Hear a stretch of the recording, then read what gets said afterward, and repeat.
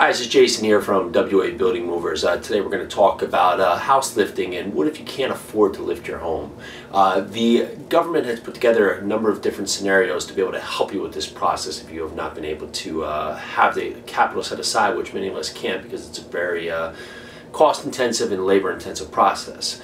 Three ways they put together is to have a low-interest small business loan from the Small Business Administration. The other is there are ICC funds, which are increased cost of compliance funds, and lastly, FEMA grants. You can do these three options. You can go down, apply for a small business loan, and from that, they will be able to give you funding to be able to put together your project. The ICC only allows up to $30,000 for funding for this. They say that that's enough to raise a small home. In my opinion, it definitely is not. However, that would be another option. You may be able to find some funding through that.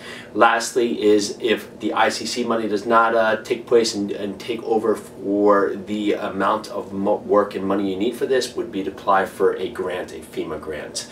A lot of towns are doing lotteries now. What they're doing with the lottery is they are being able to get funding from the state, and with that funding, they're going to take that funding and be able to create a lottery where they may be able to get $1 million or $2 million from the state and from the federal government, and that money is not going to be able to accomplish all of the projects in the town for lifting their homes. And what they do is they put together a lottery, so at least select homeowners that are selected from the lottery can go forward with their project.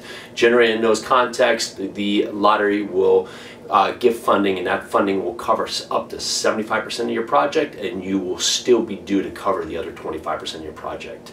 I hope this is helpful. Jason from W.A. Building Movers. Check us out at W.A. Building Movers on YouTube, and please write us a review.